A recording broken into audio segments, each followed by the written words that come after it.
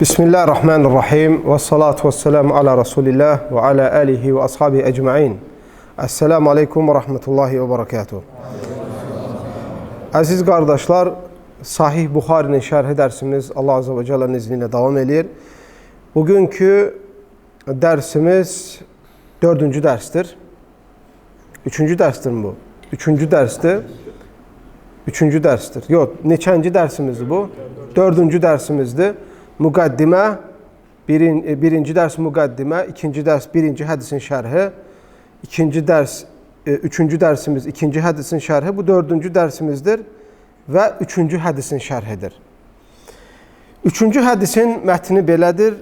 An Aişətə ummil mü'mininə ənəhə qalət əvvəlu mə budiə bihi Rasulullah sallallahu aleyhi və səlləmə minəl vahyi الرؤيا الصالحة في النوم فكان لا يرى رؤيا إلا جاءت مثل فلق الصبح ثم حبب إليه الخلاء وكان يخلو بغار حراء فيتحنث فيه وهو تعبد الليالي ذوات العدد قبل أن ينزع إلى أهله ويتزود لذلك ثم يرجع إلى خديجة فيتزود لمثلها حتى جاءه الحق وهو في غار حراء فجاءه الملك فقال اقرأ فقال ما أنا بقارئ قال فأخذني فغطني حتى بلغ مني الجهد ثم أرسلني فقال اقرأ قلت ما أنا بقارئ فأخذني فغطني الثانية حتى بلغ مني الجهد ثم أرسلني فقال.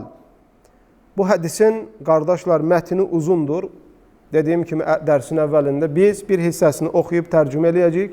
Tərcümə əsnasında da hədisin faydalarını çıxardacaq. 3-cü hədis möminlərin anası Ayşə radiyallahu anhədən gəlir. Buyurur ki, Rasulullah sallallahu aleyhi və səlləmə vəhi birinci salih, yəni doğru olan yuxularla başladı. Yəni Rasulullah sallallahu aleyhi və səlləm 40 yaşı tamamlandıqdan sonra gerçəkləşən yuxular görməyə başladı. Gecələr yuxuyu görürdü, axşam gördüyü yuxu səhər gerçəkləşirdi. Necə görürdüsə o şəkildə gerçəkləşirdi. 40 yaşı tamamlandıqdan sonra 6 ay müddətində İmam İbn Həcər Sahih Buxarinin şərhində buyurur ki, 6 ay müddətincə belə davam elədi. Yəni Rasulullah sallallahu aleyhi və səlləmin 40 yaşı düzəldikdən sonra 6 ay müddətində salih, yəni olan, gerçəkləşən yuxular görməyə başladı və elə bir yuxu görmürdü ki, o gördüyü kimi gerçəkləşməsin. ثُمَّ حُبِّبَ إِلَيْهِ الْخَلَى. Bu yuxuları görməyə başlayandan sonra Peyğəmbər sallallahu aleyhi və səlləmə xəlvət qalmaq sevdirildi. Yəni Peyğəmbər sallallahu aleyhi və səlləm insanlardan uzaq qalmağı tərcih elədi, cəmaatdan uzaq qaldı, millətdən uzaqlaşdı və xəlvətliyə tərəf yönəldi. وَكَانَ يَخْلُوا بِغَارِ حِرَاءٍ فَيَتَحَنَّثُ فِيهِ. Yalnız qalmaq üçün Məkkə yaxınlıqlarında olan Hira mağarasına gedirdi və orada ibadət eləyirdi. Bu nə zaman baş verirdi, qardaşlar? Peyğəmbərlik əlamətləri baş verərkən 40 yaşı tamamlandıqdan sonra. O ki, gerçəkləşən yuxular gördü. Rasulullah sallallahu aleyhi və səlləmə insanlardan uzaq qalıb xəlvət qalmaq sevdirildi və Peyğəmbər sallallahu aleyhi və səlləm bu xəlvətdə qalmaq üçün səhranın düzündə deyil, Məkkə yandırıcı istiyə sahib olduğu üçün Hira mağarasında xəlvətdə qalmağa qərar verdi və burada Rasulullah sallallahu aleyhi və səlləm o mağarada xəlvətdə qalarkən özünü ibadətə verdi, ibadəti gerçəkləşdirməyə başladı. Və burada bir sual çıxa bilər. Əhkamlar nazil olmamışdı. Namaz vacib olmamışdı. Oruc vacib olmamışdı. Zəkat, həc vacib olmamışdı. Halal, haram bəlli deyil idi. Əhkam ayələri nazil olmamışdı. Və Peyğəmbər s.ə.v başqa kitablara iman gətirmiş, yəni başqa kitabların içindəki hökmlərlə gedən də deyil idi. Nə Musa Peyğəmbərin şəriətini Peyğəmbər s.ə.v oxumuşdu, nə İsa Peyğəmbərin şəriətini oxumuşdu. Amma necə ibadət eləyirdi? İbn Kəthir rəhməhullah deyir ki, Peyğəmbər sallallahu aleyhi və səlləmə İbrahim aleyhisselamın şirkdən, küfürdən uzaq olan dinindən bəzi ibadət növləri Peyğəmbər s.ə.və gəlib çatmışdı. Yəni Məkkəyə gələn Yahudilər, Xristiyanlar, kitab əhli tərəfindən haqq olan İbrahim Peyğəmbərin dinindən bəzi bilgilər, ibadət növləri gəlib çatmışdır.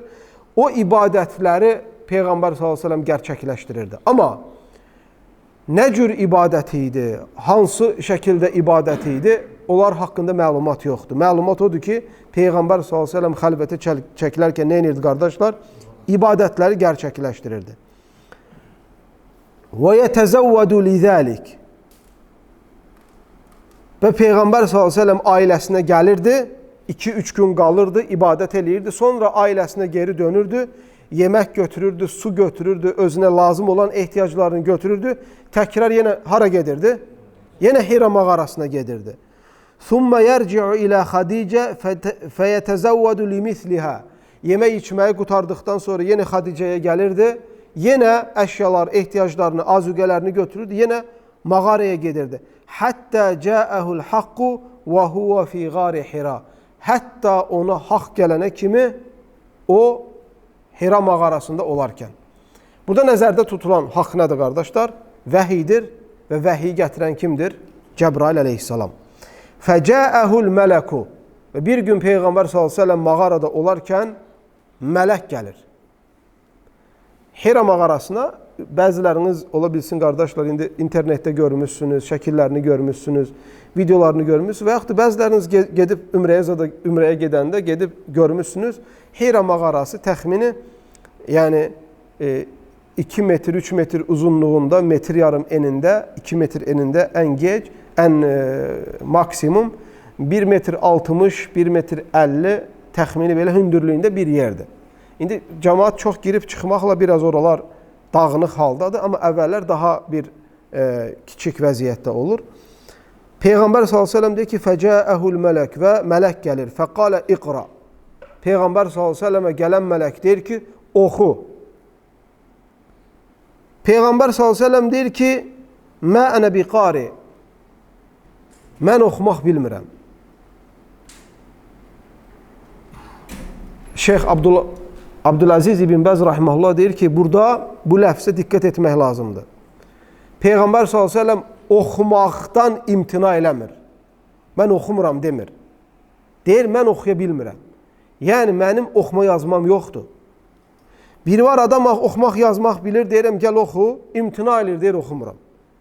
Biri də var ki, bir adama deyirik, gəl oxu, adam deyir ki, mən oxumaq bilmirəm.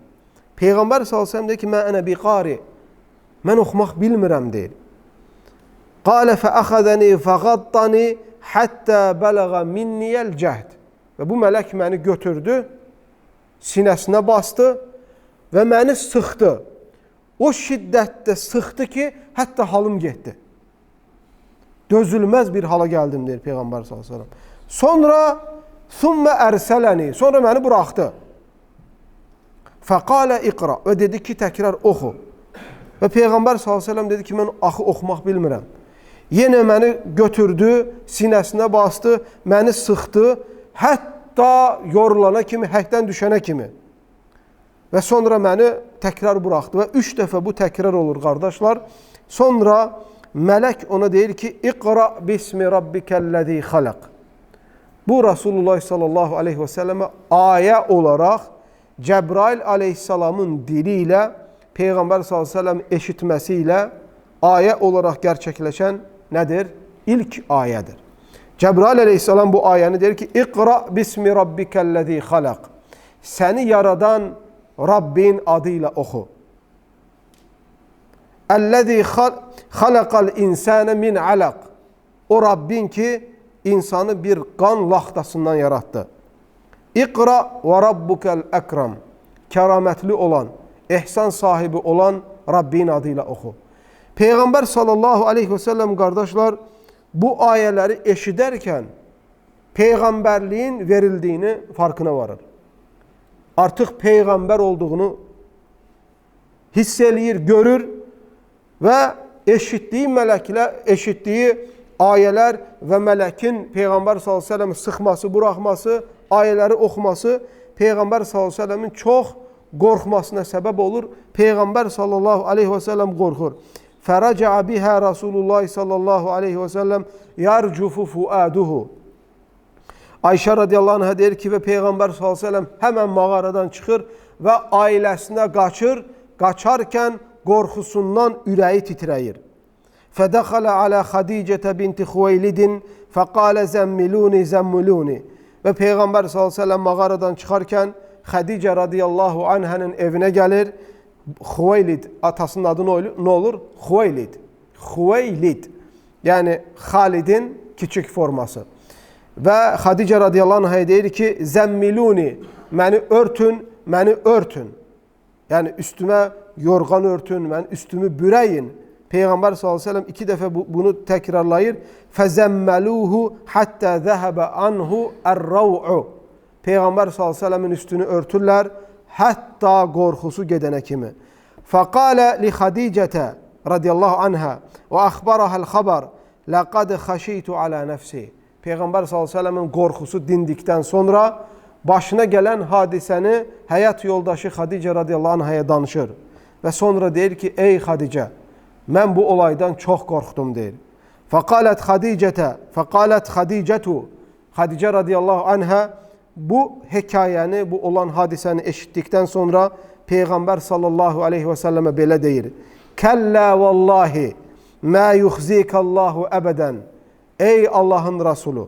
Baxın, burada düzdür, ey Allahın Rasulü keçmir və burada Xədicə radiyallahu anhə deyir ki, əsla və əsla vallahi Allah səni heç zaman rüsvay etməz.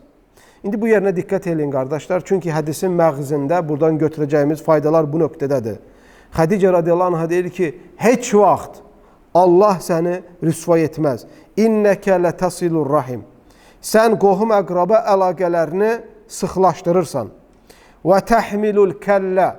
Sən əlacsızlara dirək olursan. Yəni, qocaların əlindən tutub qaldırırsan, xəstələrin əlindən tutub qaldırırsan, imkansızlara dayaq olursan. Və təksibul ma'dumə. Və imkanı olmayan kasıblara, paltarsızlara paltar verib əl tutursan. Və təqrid dayif. Evinə gələn qonağa gözəl davranırsan. Və tu'inu alə nəvaibil haqq. İnsanların ehtiyacı olan şeylərdə onların yanlarında durursan. Hər zaman haqqın tərəfdarısan.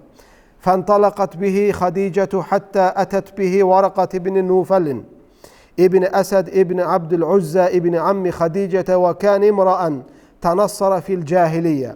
Sonra Xədicə radiyallahu anhə Peyğəmbər sallallahu aleyhi və səlləmin əlindən tutur, əmsi oğlu Varaqat ibn Nufəl yanına gəlir.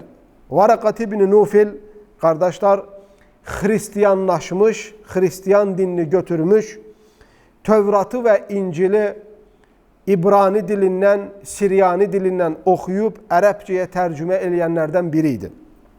Onun yanına gətirir. Və kənə yəktubul kitəbəl İbrani. Varaqat ibn Nufəl İbranicə. İbrani Yahudilərin dilidir, qardaşlar. Onların kitabını İbranicə yazırdı. Fəyəktubu minəl İncili bil İbraniyə. İncili İbrani dilində yazırdı. Məşəallahu ən yəktub. Bacardığı qədər. Və kənə şeyxən kəbiran qad amiyə. Və yaşlı bir kişi idi. Oxumaqdan, yazmaqdan gözləri kör olmuşdu. Fəqalət ləhu Xədicətu. Yəbnə ammi ismə' min ibni əxikə. Ey əmi oğlu, sən qardaşın oğlunun xəbərini dinlə. Yəni kimi nəzərdə tutur? Peyğəmbər sallallahu aleyhi və səlləmi. Çünki nəsillərində Rasulullah sallallahu aleyhi və səlləmlə bir yerdə birləşmə var idi. Fəqalə ləhu Varaqatu, ya ibnə əxi, məzə tərə.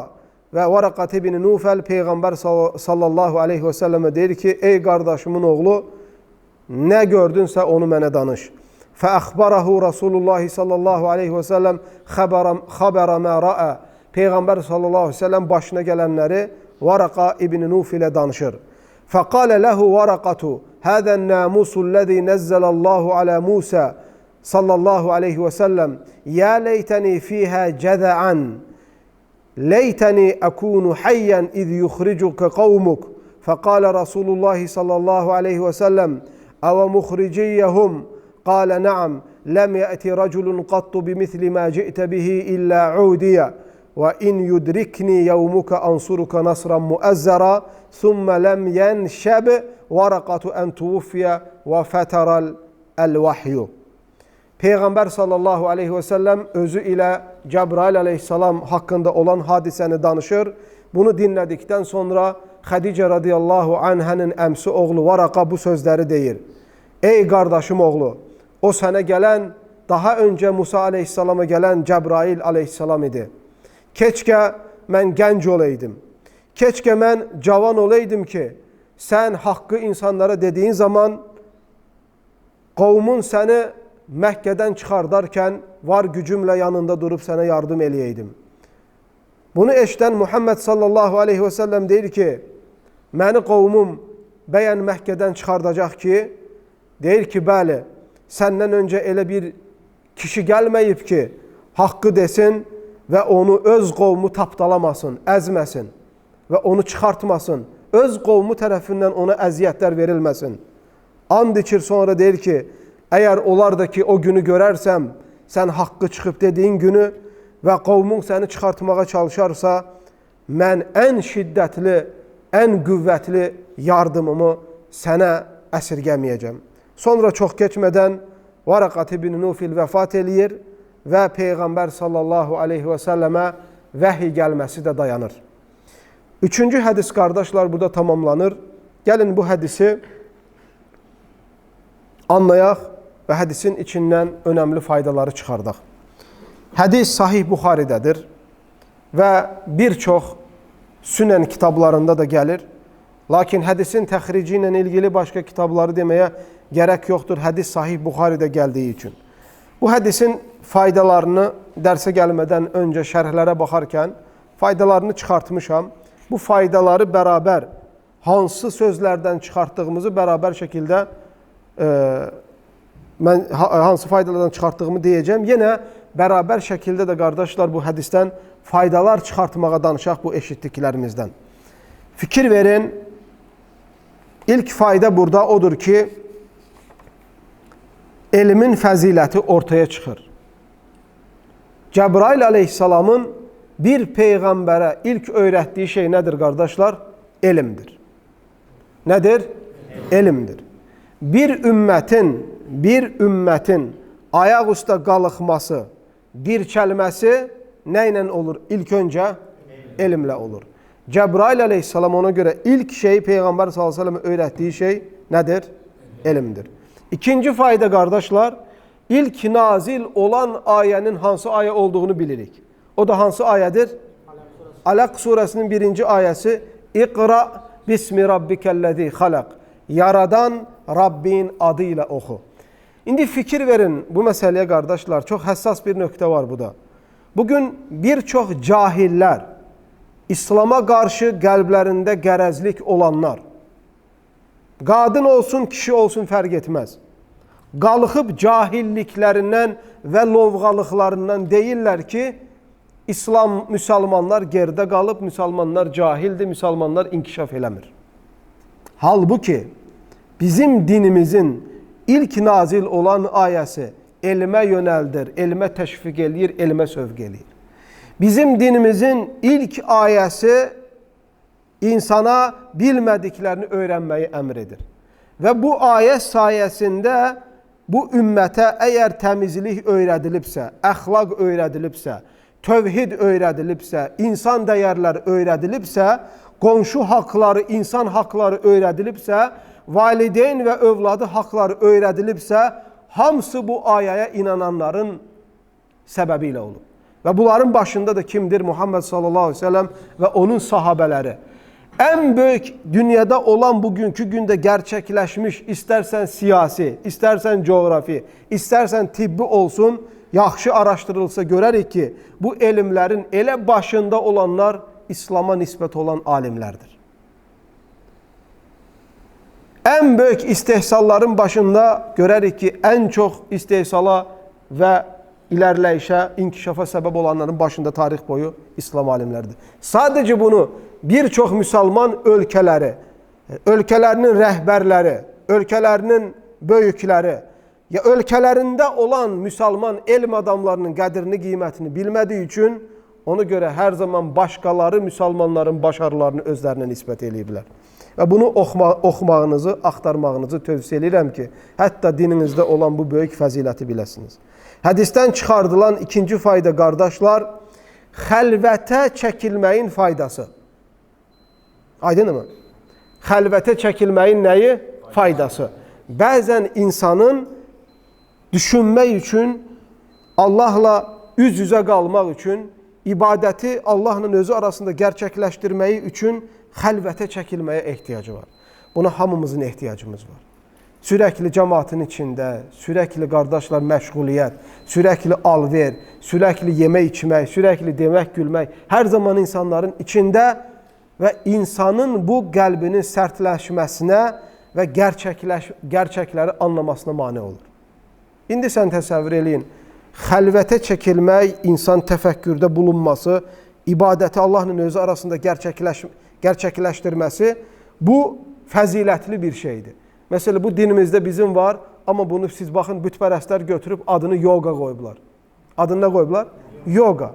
Yəni təfəkkür, otururlar, eləyirlər özlərinin. Halbuki yoga vəziyyətdə deyil, bir müsəlman Rasulullah s.ə.v daha sonra harda xəlvətdə qaldı? Etikafda, Ramazanda etikafa çəkildi və s. kimi.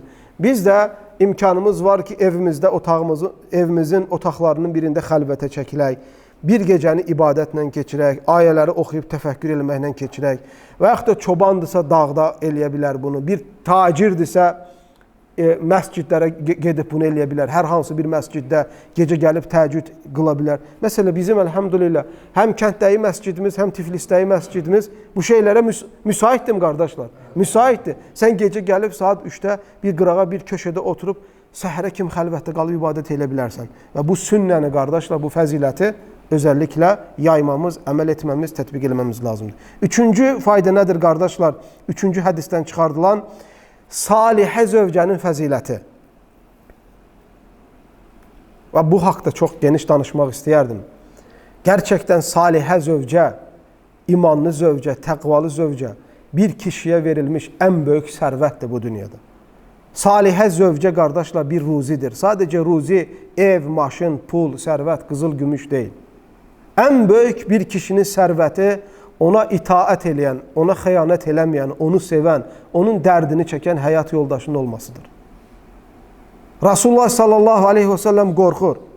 Ürəyi boğazına yığılmış şəkildə qaça-qaça evə gəlir. Və onu sakitləşdirən, ona ürək verən, ona dirək verən, onun gözəl əməllərini ona göstərib təsəlli verən onun həyat yoldaşı olur. Xədicə radiyallahu anhə. Sonra onun əlindən tutub əmsi oğlunun yanına aparan, gerçəklərin ortaya çıxmasına vəsilə olan yenə kimdir? Həyat yoldaşı Xədicə radiyallahu anhə. Sevgini ifadə eləyən, gerçək sevgini ifadə eləyən Muhammed sallallahu aleyhi və səlləmlə möhtəşəm bir söz var qardaşlar. Deyir ki, mən kasıb idim. Mən kasıb idim. Allah məni Xədicə ilə zənginləşdirdi. Ona görə salih zövcə insanın ən böyük sərvətidir. Ən böyük qiymətilindir. Kimdə varsa qardaşlar onun qədrini bilin. Xüsusən də elə bir zamanda yaşayırıq ki, gerçəkdən deyirəm, salih kişi, gerçəkdən salih kişi tapmaq da, salihə bir həyat yoldaşı tapmaq da çox çətindir. Allah kimə nəsib eləyibsə qardaşlar həmd eləsin və qədrini, qiymətini bilsin. Salihə zövcə haqqında bu hədisdən geniş faydalar çıxartmaq olardı və burada faydalardan həmçinin Varaqat ibn Nufil radiyallahu anhunun vəhyin həqiqətini ortaya çıxartmaqda səbəb olması. Yəni Peyğəmbər s.ə.və bəyan eləyir ki, sən Peyğəmbərsən, o sənə gələn isə Cəbrail idi və səndən öncəki Peyğəmbərlərə də yenə o vəhy ilə gəlmişdir. Peyğəmbər sallallahu aleyhi və səlləmin sakinləşməsini istəyir. Çünki mələkdən qorxmana gərək yoxdur, Allah tərəfindən göndəriləndir. Bu fayda olaraq deyim qardaşlar, bir çox elm əhli deyir ki, Rasulullah sallallahu aleyhi və səlləmə ilk iman gətirən kişilərdən Varaqat ibn Nufil olur. Bu da bəzi rivayətlərdə n hərfini dammə ilə deyirlər. Nufil, bəzilərində Nəufəl. Başa düşürsünüz? Hər ikisi də doğrudur. Nufəldə, Nəufəldə təxminən doğrudur. Amma adı nə olur? Varaqa. Varaqa olur adı. Deyirlər ki, kişilərdən ilk öncə iman gətirən kimdir? Varaqa. Hətta Əbu Bakr radiyallahu anhudan daha öncə iman gətirən kim olur? Varaqa. Və Varaqa da qardaşlar kimlərdən sayılır? Sahabələrdən sayılır. Kimlərdən sayılır? Sahabələrdən. Sonra faydalardan qardaşlar bu hədisin, üçüncü hədisin faydalarından istihbab ər-rucu'u ilə əhlil ilmi ində vuqu'il müşkilə. Və buradan bir çıxardılan faydalardan problem olduğu zaman onun çözümü üçün elm əhlinə qayıtmaq. Hardan çıxardırıq bu faydanı? Xədicə radiyallahu anhə problem, qorxu hadisəsi olan vaxtı Peyğəmbər s.ə.v kimə qaytarır? Elm əhlinə. Varaqat ibn Nəufəl radiyallahu anhu elm əhli sayılır. Çünki o həm yaşlı idi, həm təcrübəli idi, həm də daha öncə Peyğəmbərlərə enən kitablardan nəyi var idi? Xəbərdar idi. Neçə dəqiqə keçdi qardaşlar? Hətta 26. Və yenə 4-cü hədisə deyəsən keçə bilməyək, çünki 30 dəqiqəni maksimum keçmək istəmirəm. Bu 3-cü hədisdə, yəni bugün ən azından istəyirdim 3-ü, 4-ü, 5-i keçək. Amma bəzən olmur qardaşlar, görürsünüz. Yəni bu faydaları deməsəm olurmu? Keçmə, yəni faydalı, biz çox hədis keçək xətrinə faydaları da qırağa atmamız doğru çıxmaz, düzdürmü? Az olsun, nə olsun? Faydalı olsun. Ona görə biz inşallah bu hədislə tamamlayacaq. O birisi hədisi də yenə sabah keçəcək. Yenə sabah Tiflisdəyəm Allahın izni ilə. Yenə həmin vaxtı davam eləyəcək faydaları ilə bərabər. Deməli, faydalardan 8-incisi, qardaşlar, gözəl əxlaq səbəb olur Allahın yardımına. Gözəl əxlaq nəyə səbəb olur? Allahın yardımına. Bir insan gözəl əxlaq sahibi olarsa, yəni qonağına gözəl davranarsa, zəif insanlara dayaq olarsa, yetim yesirə bacardığı qədər əl açarsa, imkansızlara işıq olarsa, qardaşlar, bu əxlaq növləri insanın Allah qatında dəyərli olmasına vəsilə olur. Bunu hardan çıxardırıq bu faydanı? Xədicə radiyallahu anhənin sözündən. Vallahi Allah səni rüsvay eləməz, çünki sən bunları yerinə yetirirsən. Deməli, bu sifətləri yerinə yetirmək nəyə səbəb olur qardaşlar? Allahın yardımını əldə etməyə. 9-cu fayda qardaşlar bu hədisdən çıxardılan, qorxmuş bir insanı sakitləşdirməyin sünnə olması. Adam var, ilandan qorxur, gənədən qorxur, kələzdən qorxur, itdən qorxur, atdan qorxur və yaxud da bir olaydan qorxur. Bir adam qorxaraq sənin yanına gəldisə, o adamın qorxusunu qaldırmaq üçün təsəlli verməmiz sünnədir, həm də fəzilətlidir. Bəzən yanıma sən qorxan bir adam gəldisə, qorxulu halda olanını düstü artırma. Olur da bəzən sən gedirsən təsəlli tapmağa, nəsiyyət almağa, olanını da bərbad eləyir. Bu fəzilətin tam tərsidir. Bir adamın qorxmuş halını gördünüzsə, onu sakitləşdirməyə çalışmaq dinimizdəndir. 10-cu fayda qardaşlar, bu hədislə ilgili burada tamamlayayım. Qohum əqraba əlaqələrini möhkəmləşdirməyin, müsafirə, qonağa gözəl davranmağın, ehtiyac sahibinin bacardığın qədər ehtiyacını ödəməyin Allah qatında çox fəzilətli olması. Və sizin deyə biləcəyiniz bir fayda varsa buyurun deyin. Yəni bu oxuduğumuzdan bərabər şəkildə. Yenə hansı faydalar çıxarda bilərik qardaşlar? Yenə o faydaları çıxarda bilərik ki, məsələ, insan niyyətinə görə savab qazanır. Varaqat ibn Nufil deyir ki, əgər gün gələrsə, qavmun səni çıxardarsa, o zaman mən nə edəcəm? Sənə yardım eləyəcəm. Ona görə ümid var ki, o yardımı etmiş kimi Varaqat ibn Nufil nə edir? Savab qazanır. Buradan yenə nə faydalar çıxartmaq olar qardaşlar? Haqqı deyən adamları çətinliklər gözləyir mühaqqaq. Haqqı dedinsə, düşmənlərin çox olacaq. Varaqat ibn Nufil nə deyir?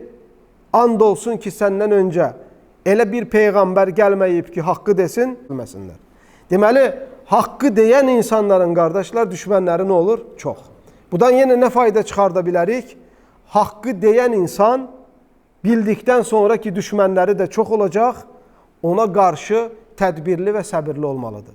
Səbirli olmadan söylədiyin haqqın arxasında durmağın mümkün deyil. Allah cümləmizi eşidib faydalananlardan etsin, bilmədiklərimizi öyrətsin, bildiklərimizə əməl etməyi nəsib eyləsin. Rasulullah sallallahu aleyhi və səlləmin ətrafında olanlardan eyləsin cümləmizi. Və sallallahu və səlləm və bərik alə nəbinə Muhammed.